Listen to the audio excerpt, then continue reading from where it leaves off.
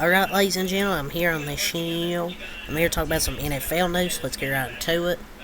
I wanted to get all my news videos out before the Xfinity race night, and as for Xfinity Series at Daytona, I'll do that. And SmackDown, I want to get my news videos out, and also do the Dodgers game tonight. Sorry I didn't do the second game of the doubleheader. I just didn't feel like, but the Dodgers won that 9-3, by the way. I'd basically just say the same thing I'm normally having the Dodger videos. How's the Dodger performance? Whatever. But let's get to the NFL. So remember 3 days ago we talked about, despite Skip Bayless announcing that Keyshawn Johnson was joining him in Undisputed, it turns out that was premature, as ESPN had yet to release from his contract. But we have an update about this, as ESPN has reached an agreement with Keyshawn Johnson at an $18 million buyout, and Keyshawn Johnson will join Skip Bayless as his new partner on FS1's Undisputed via Andrew Marchand. Richard Sherman and Michael Irvin are also on board. So ESPN has, 3 days later after that report, has reached an agreement with Keyshawn Johnson, an $18 million buyout, and he's joining Skip Bayless on Undisputed with Richard Sherman and Michael Irvin now on board. Damn, an $18 million buyout. Undisputed became even more irrelevant. Like, I'd rather watch Shannon Sharp and Stephen A. Smith on First Take than watch this fucking shit. This is really the downfall of Undisputed. Because I just don't care to see Michael Irvin and Skip Bayless fucking yelling the whole show. Keyshawn Johnson's whatever. Richard Sherman's fine though. I like Richard Sherman. It's just other than that, yeah. That show's gonna die.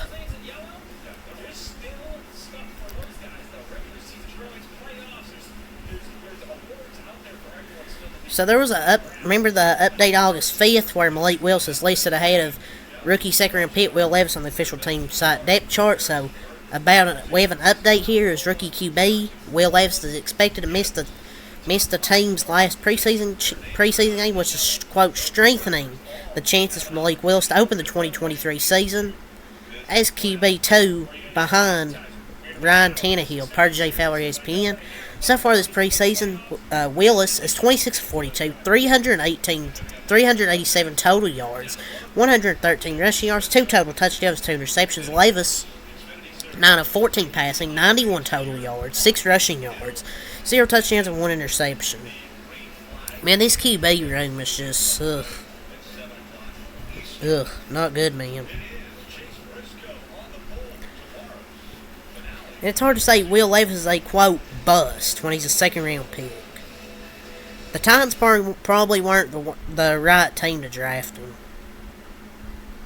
I mean, they both look pretty close in competition. Probably just going to give the edge to Willis due to his extra like, scrambling and playmaking. Both around the same age, so they probably won't be wrong with either choice. But the whole QB room is honestly mid right now for that team. So, the top 4 wide receivers to guard in the NFL, Ravens cornerback Marlon Humphrey ranked, according to himself. 1 free agent Antonio Brown, Devontae Adams, Tyreek Hill, and Justin Jefferson via Punchline Podcast. Those were his top four wide receivers to guard. It's not really a bad list. Like, AB is really hard to guard.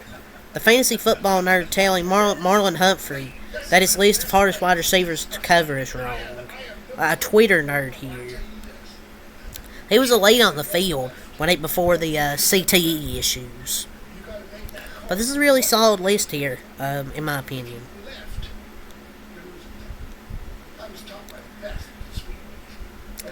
Per a report here, Amazon is in talks with Disney about a ESPN streaming partnership, per the information. Wow. ESPN is considering charging between $20 and $35 a month for the new streaming service, which can make it the most expensive streaming service in the U.S.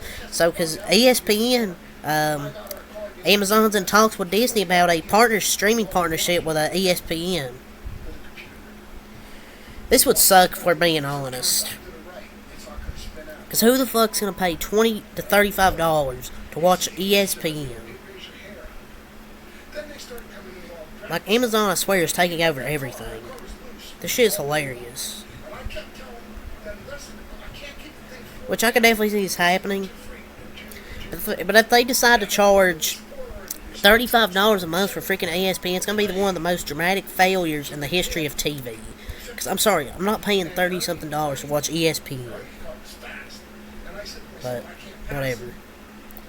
So, Colts QB Anthony Richardson taunted the Eagles. Just taunted the Eagles with the Eagles fly celebration. Where he ran down there and he was just flapping his arms and having fun. I just hope nobody took it the wrong way. I was just balling and enjoying it after he got a touchdown. Which I thought there was nothing.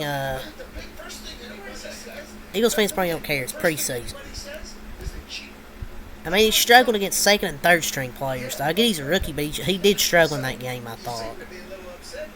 So the Packers have named rookie 5th round pick Sean Clifford their QB2 behind Jordan Love per coach Matt LaFleur. His stats this preseason: 345 yards, 1 touchdown, 2 interceptions, 73 completion rate, 33 of 45 passing.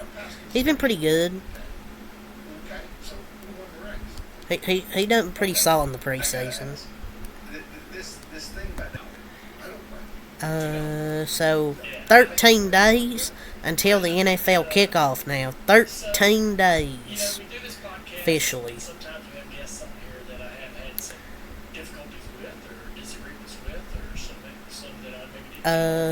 So we have a report here about the Jonathan Taylor news. So the Colts, they were offered some trades, and they were offered one here. They were offered one here by the Dolphins. But here's per a report here, the hashtag Colts have rejected a trade offer for running back Jonathan Taylor by the Dolphins per the Florida Sports Buzz. Despite rejecting at least one trade offer, the two sides continue to engage negotiations.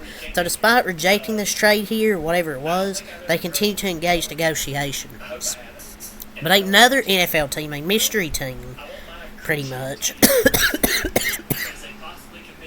is also believed to have made, quote, a serious offer for Taylor to the Colts. As of Thursday morning, which was yesterday, no team was believed to have met the Colts' request for a first-round pick or something comparable in value. So, let's see how this works. So, the Colts, they want JT. Doesn't pay him because he's not worth enough. He's wanting. Also wants 3 first-round picks. They want literally 3 first-round picks. Something isn't adding up.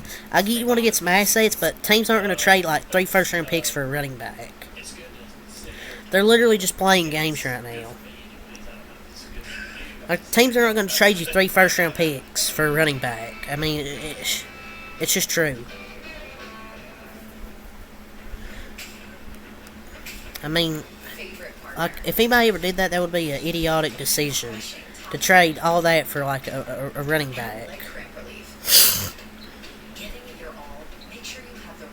The Browns officially announced that Kellen Mond was being waived earlier, a few days ago, yesterday, I believe, after the Browns traded QB Josh Dobbs to the Cardinals per J. Jones 9. So this basically means that Dorian Thompson Robinson is QB2 behind Watson. So now Kellen Mond was being waived, but now after the Josh Dobbs trade to the Cardinals, he remains on the roster. So the Cardinals made 3 trades today.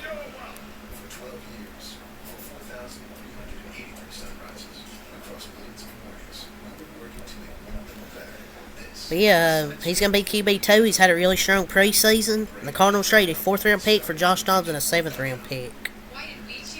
The Cardinals made 3 trades. Jerry Jeudy was carted off the field during the Rams joint practice. But there was some good news. So he'll basically be like questionable for week 1, but he's expected to miss several weeks of his hamstring injury, which is bad news. But the good news is it's not season ending, according to Ian Rappaport. So he's going to be questionable to play week 1, but he might be able to play. I'm not a doctor, but this sounds better than I thought. Okay, it is good news because it could have easily been like season ending. The bad news is he's injured, but the good news is it's not season ending. Because some of those hamstrings can be season ending, you never know. Uh, so, so we had some breaking news yesterday. The Cardinals, they traded safety slash linebacker Isaiah Simmons to the Giants for a 7th round pick per Adam Schefter. The Giants now have to decide what position they'll use Simmons in here. He's recorded 258 tackles in his career, 11 QB hits, 7.5 sacks, 4 interceptions, 16 passes defended, and 7 forced fumbles. I'd say you just stick him at linebacker. Nobody thinks his best position is edge. It's literally linebacker. But this is a great, great move by the Giants. What a freaking steal. So they've traded linebacker Isaiah Simmons for a 7th and traded former starting offensive tackle Josh Jones along with a pick for a 5th rounder. They won't admit it openly, but they're making moves like a team tanking, probably. And I think they're going to land Caleb Williams. I feel like Kyler Murray's time with the team appears to an end soon. Kyler and his 0 iPad hours of game film is done soon, man. I feel like he's going to get they might just move on from Kyler Murray after this season and draft Caleb Williams. Yeah, the Texans are trading for Cardinals offensive tackle Josh Jones. He started 11 games last season. Yeah, they're surely just tanking. It's like this is a fire sale. So some injury updates from the Seahawks. Jamal Adams was expected to be off the PUP list, and he's officially passed his physical and been activated off the PUP list. He hasn't played since week 1 of last season. So Jamal Adams is back, and that's huge. Their defensive leader is back. Jordan Brooks is going to be expected to play week 1 coming off a knee injury. And Jackson Smith and Jigba is likely out the first 3 or 4 weeks with a wrist fracture. But they're getting 2 of their defensive players back, which is good. Ex-Patriots 3-time Pro Bowl champion wide receiver Julian Edelman is joining Fox as an analyst, so he'll be on the Sunday NFL kickoff show. That's a big W. He has a great personality, and I think it'll be good for him.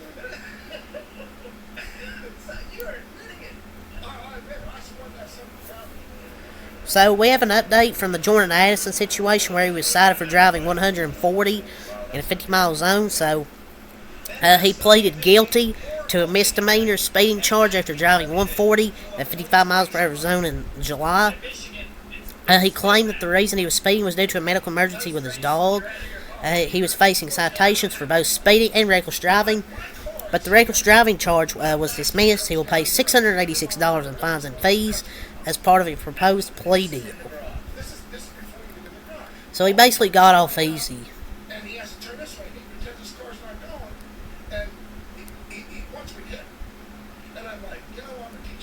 But 140 though, that kind of got off easy. So via Pete Thamel, USC QB Caleb Williams claims he hasn't decided if he will enter to the 2024 draft. He will likely be the number 1 pick, but maybe he wants to hold on to leverage in case he doesn't want to go to the team that ends up picking first next year. That's for sure now going to be an in-the-moment decision at the end of the year.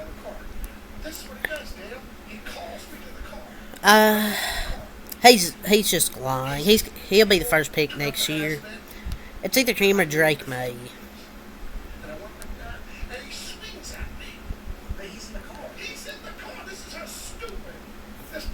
Vikings cut former Patriots 2019 first-round pick N'Keal Harry. This dude's just getting cut everywhere. He was there for like a week. The Dolphins signed former Broncos linebacker Alexander Johnson. So the relationship between the Colts and running back Jonathan Taylor is seemingly so strained that Ian Rappaport says it's, quote, hard to imagine he'd come back to play for them. So he's basically saying he hasn't got an indication that they're willing to do anything contract-wise. Yeah, he's going to get traded sometime. I don't know who to, but he's definitely going to get traded. Because it's basically just like their relationship is just not good, so. But yeah. That's official. Shannon Sharp's joining Stephen A. on First Take. The 49ers paid QB Trey Lance $27 million $27.585 million for only 262 regular season snaps. So far, and traded 3 first-round picks to move up to draft him 3rd overall. It might be the worst management of a NFL player in history, but yeah, that's really all to say for this video. So until next time, have a lot. Peace.